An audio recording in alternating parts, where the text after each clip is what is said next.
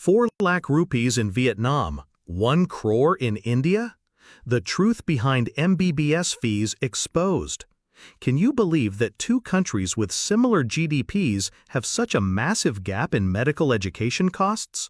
Where in one country, you can pursue an MBBS degree for just 4 lakh rupees per year, while in the other, you might end up paying up to 1 crore for the same degree? This isn't fiction, it's a harsh reality. And the shocking part is, this disparity exists not in comparison with a smaller country, but within a giant like India.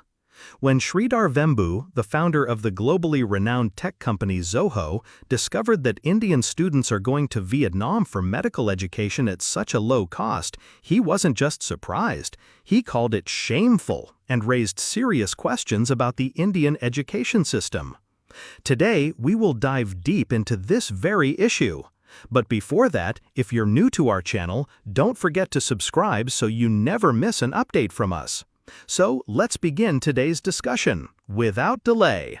Let us tell you, Sridhar Vembu's remark has sparked a heated debate on social media. Why, in a country like India, where per capita income is nearly the same as Vietnam's, is education, especially essential education like medicine, so expensive? Is it simply the greed of private colleges, or a deeper systemic failure that has been choking the future of students for decades? In his post on X, Sridhar Vembu shared that he came across Indian students going to Vietnam for MBBS studies, where they paid just 4 lakh rupees annually. In contrast, private medical colleges in India charge anywhere between 60 lakh rupees to 1 crore. He raised a direct question. When both countries have a per capita GDP of around $4,700, why is education in India so disproportionately expensive? This question reveals an uncomfortable truth. In many parts of India, especially in the southern states, per capita income is equal to or only slightly lower than Vietnam's. Yet, our colleges charge 10 to 20 times more than an average person's yearly earnings. According to Vembu, Vietnam maintains a balance between education fees and income levels, but in India, that balance is completely broken. This is why thousands of Indian students migrate to countries like China, Russia, Ukraine, Bangladesh, and the Philippines in search of affordable medical education. Government data supports this claim. In 2019, India had 499 medical colleges. By 2025, the number increased to 780. Similarly, MBBS seats grew from 70,012 to 118,137. But this growth hasn't benefited everyone equally. While the number of seats increased, so did the fees, drastically. Nearly 48% of MBBS seats are in private colleges, where the fees are enough to crush the dreams of any average middle-class family. The Economic Survey for fiscal year 2025 has validated Sridhar Vembu's concerns. It clearly states that the high cost of medical education excludes students who are talented but lack the financial means. Even today, there are lakhs of students across India who score well in the NEET exam but are forced to abandon their dream of becoming doctors, either because they don't secure a seat or because they simply can't afford the exorbitant fees. This is exactly why thousands of students go abroad every year.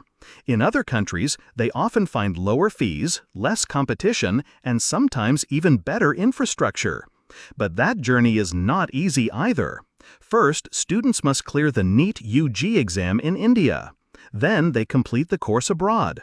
After returning, they have to pass the FMG, Foreign Medical Graduates, exam, and finally, undergo a mandatory 12-month internship.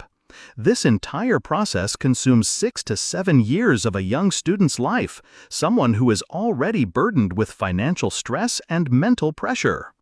Sridhar Vembu's question is not just about fees. It exposes the systemic inequality within the Indian education system. Access to medical education in India is also geographically skewed.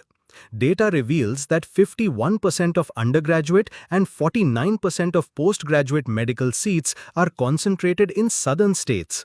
This means students from eastern, northern and northeastern regions already face a severe shortage of opportunities. This imbalance extends to healthcare services too. The ratio of doctors between urban and rural areas is a staggering 3.81. That means cities have nearly 4 times more doctors than rural areas. And when access to medical education itself is limited, how can we expect healthcare in villages and small towns to improve? When a student from a rural background gives up on medical studies due to high fees, their village loses the chance to have a future doctor.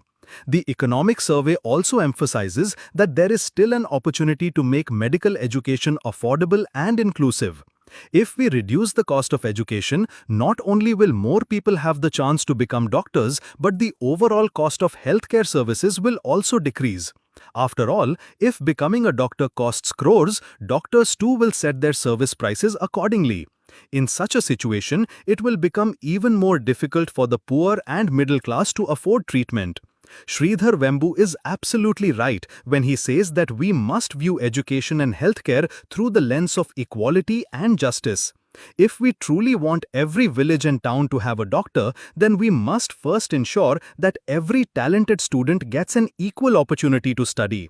We must also re-evaluate the allocation of medical seats and fee structures so that they reflect the economic realities of the country. This raises a critical question. Why is the cost of opening and running a medical college in India considered so high?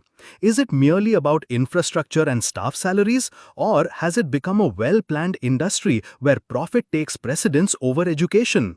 If an economy like Vietnam can provide quality education at low fees, why can't India? The reality is that running a medical college in India requires heavy government approvals and inspections. However, the role of corruption and political influence in this process cannot be ignored. Often, college owners are forced to manage the system rather than simply follow the rules. This directly affects the fee structure, and it's the students and their families who end up paying the price. Today, as India dreams of becoming a developed nation, isn't that dream incomplete if our healthcare system remains weak? And can this healthcare system ever be truly strong as long as the path to becoming a doctor remains so complex and unaffordable? This isn't just about the cost of education, it's about the future of the nation. Every time a student chooses to enroll in a foreign medical college, it's like casting a vote of no confidence in India's system. It silently says that the student no longer trusts the domestic framework. And when thousands of students do the same, it sends a loud and clear message: there's an urgent need for reform. Sridhar Vembu's statement is not just a tweet, it's a mirror we all need to look into.